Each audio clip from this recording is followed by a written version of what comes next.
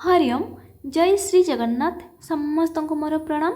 आशा करछि आपण माने समस्ते सुस्थ और निरोग थे। पाठपढ़ा निरंतर जारी रखिथे।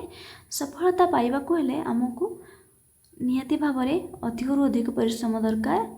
तो आम प्रतिदिन परिश्रम करवा। ठीक अच्छे।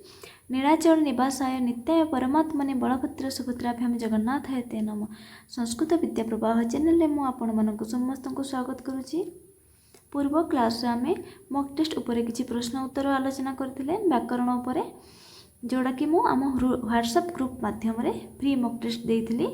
आपण माने जो माने भी जोड़ी होगा चाहते आपण माने जोड़ी हो पारे। मु एसएमएस बॉक्स रे लिंक देदेवि, आपण माने जोड़ी हो। ठीक अच्छे।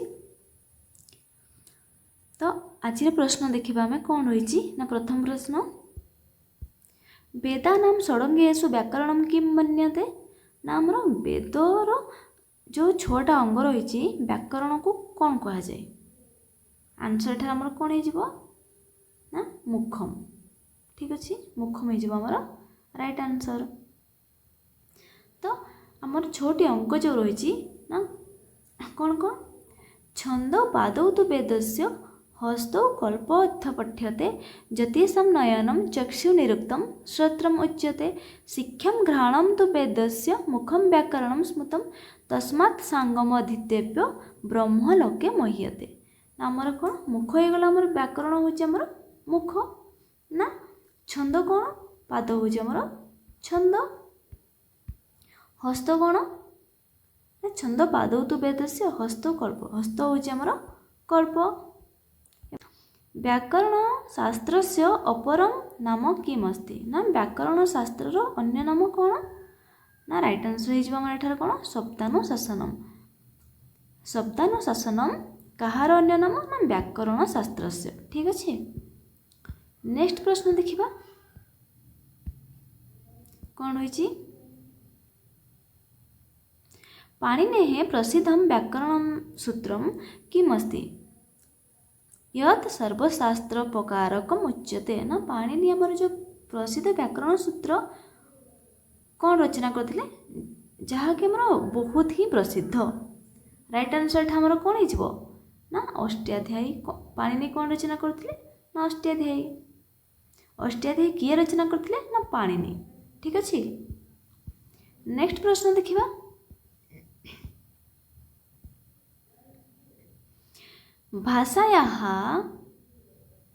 भाषायाः व्यवहार प्रयोग दृष्टिया व्याकरणं कति भागय विभक्तम् अस्ति ना। भाषा व्यवहार प्रयोग दृष्टि आमर व्याकरण केते भागरे विभक्त रही ना। एठार आम राइट आंसर कौन हो ना 2 प्रकार। ठीक अच्छे। द्विधा 2 प्रकार ना। कौन कौन तात्विक व्याकरण एवं व्यवहारिक व्याकरण। नेक्स्ट प्रश्न देखिबा, व्यावहारिक व्याकरणस्य अन्यत् नाम किमस्ति ना। व्यावहारिक व्याकरणर अन्य नाम कौन ना आमर राइट आंसर हो छद्म व्याकरण। ठीक अच्छे। व्यावहारिक व्याकरणर इंग्लिश नाम कौन ना फंक्शनल ग्रामर। एमती मध्य आसीपारे क्वेश्चन आपण मन देखिए। फंक्शनल ग्रामर कहार अन्य नाम माने कहार इंग्लिश नाम ना व्याकरण व्यावहारिक व्याकरणस्य। ठीक अच्छे। नेक्स्ट प्रश्न देखिबा, व्याकरण शिक्षणस्य मुख्यम उद्देश्य किम अस्ति ना। व्याकरण शिक्षणर आमर मुख्य उद्देश्य कौन। एठार आम राइट आंसर कौन हो ना संस्कृत भाषायाः ध्वनि तत्वस्य परिचय आमर व्याकरण शिक्षणर मुख्य उद्देश्य। नेक्स्ट प्रश्न देखिबा, कस्मिन् व्याकरणे सूत्राणां विश्लेषणं संज्ञा च प्रमुखा भवति ना। क्यों व्याकरण रे आमर सूत्रर विश्लेषण एवं संज्ञा प्रमुख ना। एठार आम राइट आंसर कौन हो ना तात्विक व्याकरणर। राइट आंसर हो आमर तात्विक व्याकरण। ठीक अच्छे। नेक्स्ट प्रश्न देखिबा, कस्यां व्याकरण पद्धतौ उदाहरणात् नियमं प्रति गति भवति ना। क्यों व्याकरण पद्धति रे आमर प्रथम उदाहरण तापर आमर नियम कह जाए ना। एठार आम राइट आंसर कौन हो ଅବରୋହ ସରି ଆରୋହ ପଦ୍ଧତି ଠିକ୍ ଅଛି। ଆରୋହ ପଦ୍ଧତିରେ ଆମର କ'ଣ ଏଟା ହେଉଛି ଆମର କୋ ଅପସନ୍ ନା ଆରୋହ ପଦ୍ଧତିରେ ପ୍ରଥମ ହେଉଛି ଉଦାହରଣ ତାପରେ ସୂତ୍ର, କିନ୍ତୁ ଅବରୋହ ପଦ୍ଧତିରେ ପ୍ରଥମ ସୂତ୍ର ତାପରେ ଉଦାହରଣ। ଠିକ୍ ଅଛି। ଅବରୋହ ପଦ୍ଧତିର ଆମର ଇଂଲିଶ ନାମ ହେଉଛି ଡିଡକ୍ଟିଭ୍ ମେଥଡ଼। ଆରୋହ ପଦ୍ଧତିର କ'ଣ ନା ଇଣ୍ଡକ୍ଟିଭ୍ ମେଥଡ଼। ଠିକ୍ ଅଛି। ରାଇଟ୍ ଆନ୍ସର ଆମର ଏଠାରେ କ'ଣ ହେଇଗଲା ନା ଆରୋହ ପଦ୍ଧତି। ନେକ୍ସଟ ପ୍ରଶ୍ନ, କସ୍ୟାं ପଦ୍ଧତौ ପ୍ରଥମं ନିୟମାନାं ଜ୍ଞାनं ତଦनु च ଉଦାହରଣ ପ୍ରସ୍ତୁତି ଭବତି। ଏବେ ମୁଁ କହିଲି ନା ଏଠାରେ ଆମର ରାଇଟ୍ ଆନ୍ସର କ'ଣ ହେଇଯିବ ନା ନିଗମନ ପଦ୍ଧତି ଡିଡକ୍ଟିଭ୍ ମେଥଡ଼। ଠିକ୍ ଅଛି। ଡିଡକ୍ଟିଭ୍ ମେଥଡ଼କୁ ନିଗମନ ପଦ୍ଧତି ମଧ୍ୟ କୁହାଯାଏ ଏବଂ ଅବରୋହ ପଦ୍ଧତି ମଧ୍ୟ କୁହାଯାଏ। ନେକ୍ସଟ ପ୍ରଶ୍ନ ଦେଖିବା, ପ୍ରତ୍ୟକ୍ଷ ପଦ୍ଧତିର ଇଂଲିଶ ନାମ କ'ଣ ଡାଇରେକ୍ଟ ମେଥଡ଼। କସ୍ୟାଃ ଭାଷାୟାଃ ମାଧ୍ୟମେନ ଶିକ୍ଷଣଂ ନିଷିଦ୍ଧ ମନ୍ୟତେ। ଏଠାରେ ଆମର ରାଇଟ୍ ଆନ୍ସର କ'ଣ ହେଇଯିବ ମାତୃଭାଷାୟାଃ ଅନୁବାଦସ୍ୟ। ଆମର ପ୍ରତ୍ୟକ୍ଷ ପଦ୍ଧତିରେ କେଉଁ ଭାଷା ମାଧ୍ୟମରେ ଶିକ୍ଷଣ ନିଷିଦ୍ଧ ଅଛି, ମାନେ କେଉଁ ଭାଷାରେ ଆମର ମାନେ କ'ଣ ବ୍ୟବହାର କରାଯାଇନଥାଏ ପ୍ରତ୍ୟକ୍ଷ ପଦ୍ଧତିରେ ନା ମାତୃଭାଷାରେ ବ୍ୟବହାର ହୋଇନଥାଏ। ଏବଂ ପ୍ରତ୍ୟକ୍ଷ ପଦ୍ଧତିର ଇଂଲିଶ ନାମ କ'ଣ ନା ଡାଇରେକ୍ଟ ମେଥଡ଼। ଠିକ୍ ଅଛି। ଡାଇରେକ୍ଟ ମେଥଡ଼ର ସଂସ୍କୃତ ନାମ କ'ଣ ନା ପ୍ରତ୍ୟକ୍ଷ ପଦ୍ଧତି। ବୁଝିପାରିଲେ। ନେକ୍ସଟ ପ୍ରଶ୍ନ ଦେଖିବା, ଛାତ୍ରः यदा स्वयं प्रयासेन व्याकरण नियमान अन्वेषयन्ति तदा सा का पद्धति कथ्यते। ना छात्र मान जेतेबेले आमर निज प्रयास द्वारा व्याकरण नियमर अनुसरण करती एवं ताको कोन कहा जाए, एठार आमर राइट आंसर कोन हे जिवो ना ऑप्शन क अनुसंधान पद्धति। निजे जेतेबेले आम अनुसरण करथानी कोन कहंती ना अनुसंधान पद्धति हे जाए। अनुसंधान को कोन कहा जाए ह्यूरिस्टिक मेथड मध्य कहा जाए। नेक्स्ट प्रश्न देखिबा, विशिष्टात् सामान्यं प्रति स्पेसिफिक टू जनरल इति शिक्षण सूत्रस्य अनुगमनं का पद्धति करति। ना एठार आम राइट आंसर कोन हे जिवो क्वेश्चन बुझी पारले ना विशिष्ट रो हम सामान्य प्रति क्यों शिक्षण सूत्र अनुगमन करति मैं क्यों पद्धति अनुगमन करता है। एठार आम राइट आंसर कोन हे जिवो आगमन पद्धति डायरेक्ट इंडक्टिव मेथड। ठीक अच्छे आगमन पद्धति। नेक्स्ट प्रश्न देखिबा, भाषा वैज्ञानिक दृष्टिया कः क्रमः भाषा कौशलानां विकासाय सर्वथा उपयुक्त अस्ति। ना आमर कौ क्रमटा ठीक उचित। ठीक अच्छे ना ठार आम राइट आंसर कौन हो श्रवण भाषण पठन लेखन L listening S speaking writing reading एवं राइटिंग। ठीक अच्छे ना श्रवण भाषण पठन लेखन सबुठार मोर प्रथम कौशल कौटा ना श्रवण कौशल, द्वितीय कौशल कौन ना भाषण कौशल, तृतीय कौशल कौन ना पठन कौशल, लेखन कौशल हूँ आमर अंतिम चतुर्थ कौशल। सबुठार कठिनतम कौशल कौटा कठिनतम ना आमर लेखन कौशल हूँ आमर कठिनतम लेखनम। ठीक अच्छे बुझिपारे। नेक्स्ट प्रश्न देखिबा, क्वेश्चन पद्धतौ मातृभाषाया सहायेन द्वितीय भाषायाः लक्ष्य भाषायाः व्याकरण पाठ्यते। ना एठार आम राइट आंसर कौन हो मातृभाषा साहाय्य आम जो करता एठार आम राइट आंसर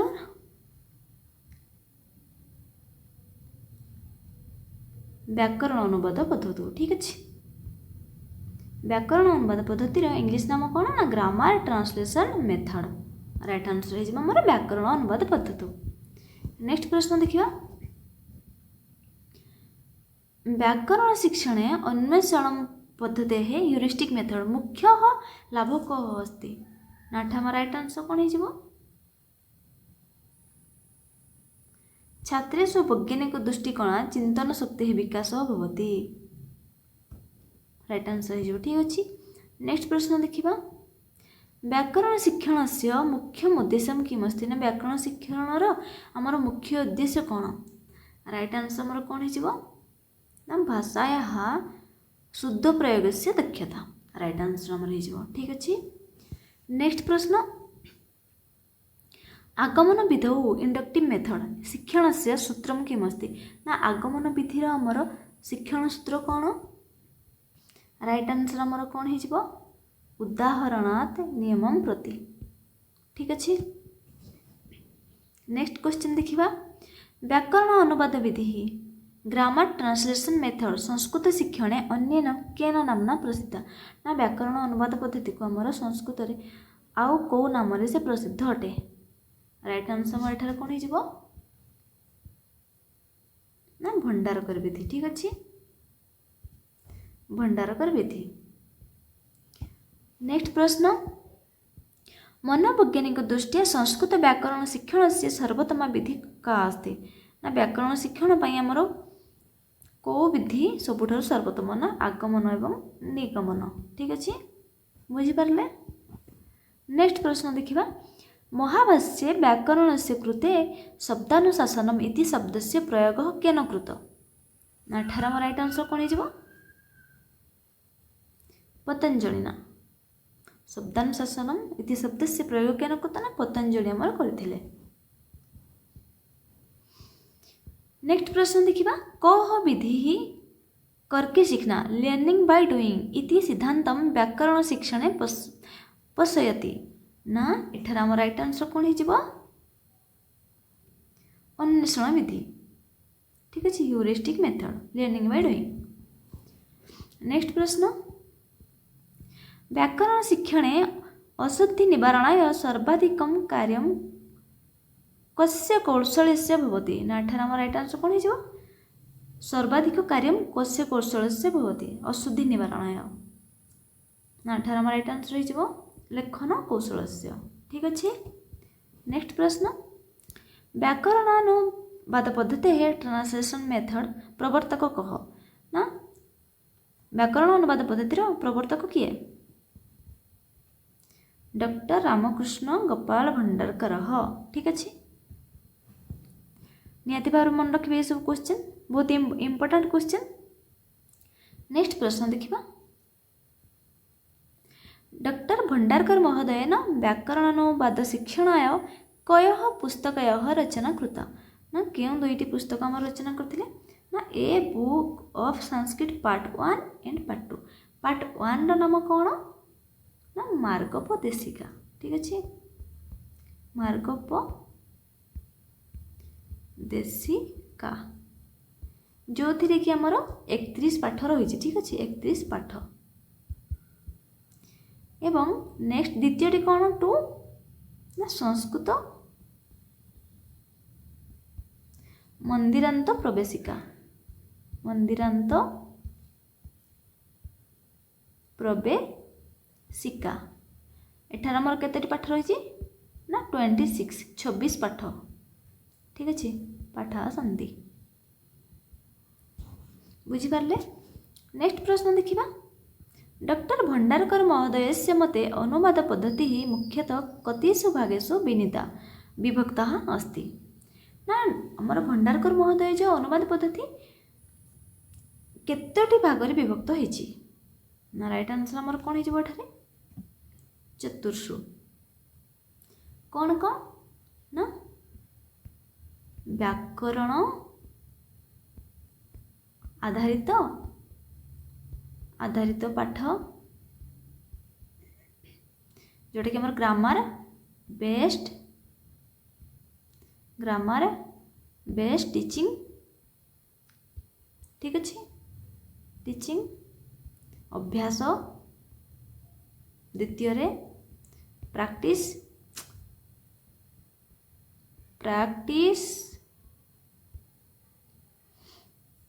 तृतीय कौन देखिबा ना संस्कृत मातृभाषार अनुवाद translation from Sanskrit to mother tongue एवं मातृभाषार संस्कृतर अनुवाद चतुर्थटी आमर translation from mother tongue to Sanskrit ये चारोटी रही। नेक्स्ट प्रश्न देखिबा क्रियानुसारेण कर्तृपदस्य पुरुषः लिङ्ग च निरूपितं भवति। इयं प्रक्रिया कस्यां विधौ प्रमुखा वर्तते ना एठार आम राइट आंसर कौन हो व्याकरण अनुवाद विधौ। ठीक अच्छे नेक्स्ट प्रश्न देखिबा व्याकरण अनुवाद पद्धतौ छात्रेषु भाषा साहित्यस्य शुद्धतायै कस्य आधिक्यं भवेत् एठार आम राइट आंसर कौन हो निरंतर अभ्यास द्वारा व्याकरण अनुवाद पद्धति रे छात्रर भाषा साहित्यर शुद्ध अधिक होता है। नेक्स्ट प्रश्न देखिबा कस्यां पद्धतौ क्रियापदानुसारं कारकस्य पुरुषस्य च सम्यक् ज्ञानं छात्रेभ्यः दीयते ना एठार आम राइट आंसर कौन हो व्याकरण आधारित पाठरे आमर व्याकरण आधारित पाठरे कौन कौन रही ना व्याकरण हूँ शास्त्र भाषा साहित्यर आधार एवं व्याकरण जनित भ्रम दुष्ट हेले वाक्य माधुर्यभंग तथा अर्थबोधर व्याघात सृष्टि होता है।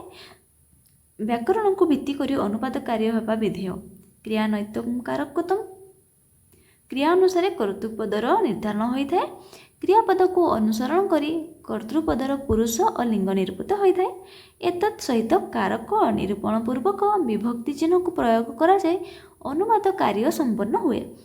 तापर कौन हुए ना समास संधि कृदंत तदिजाति प्रयोग विषय विचार करबा विधेय। ठीक अच्छे नेक्स्ट प्रश्न देखिबा संस्कृत व्याकरण कारकाणाम संख्या कति ना संस्कृत व्याकरण कारक संख्या कतटी समस्ते जानिथिबे 6 गोटी राइट आंसर हो हमर 6टी होची कारक विभक्ति कतटी हमर 7टी। नेक्स्ट प्रश्न अनुवाद पद्धत्या छात्रेषु किम उत्पद्यते ना अनुवाद पद्धति द्वारा छात्रर कौन उत्पन्न होता है ना राइट आंसर मोर कौन हो कौतूहल जागृत होता है। नेक्स्ट प्रश्न प्रांतीय भाषायाः व्याकरण नियमाः कस्य व्याकरणस्य सूत्राणि अनुकुर्वन्ति ना एठार आम राइट आंसर कौन हो ना पाणिनीय व्याकरणस्य। ठीक अच्छे करेक्ट आंसर आमर हो पाणिनीय व्याकरण से। नेक्स्ट प्रश्न अनुवाद पद्धत्या अनुसरणेन कयः सृजनशक्तेः अभिवृद्धि भवति ना एठार आम राइट आंसर कौन हो कहार सृजनशक्ति अभिवृद्धि होता है अनुवाद पद्धति द्वारा ना विद्यार्थी एवं शिक्षकर। ठीक अच्छे नेक्स्ट प्रश्न देखिबा प्रांतीय भाषायां अनुवादकरणं कस्य कार्यं करोति राइट आंसर माटी कौन हो ना स्वतः पथ प्रदर्शक कार्य। ठीक अच्छे नेक्स्ट प्रश्न संस्कृत भाषा कीदृशी भाषा अस्ति ना संस्कृत भाषा आमर केमिति करेक्ट आंसर कौन हो ना परिमार्जित शृंखलिता च राइट आंसर आमर हो। ठीक अच्छे नेक्स्ट प्रश्न कर्तृक्रियापदं च कस्य अनुसारेण संस्कृत अनुवादे प्रयुज्यते ना कहा अनुसारे होता है तो राइट आंसर आमर कौन हो प्रयोगस्य। ठीक अच्छे अनुवाद पद्धति 35टी क्वेश्चन थिला आम डिस्कसन कले आशा करछि एही क्लासटी आपण मानक पई समस्तक पई निहाती भाव हेल्पफुल हम। Thank you.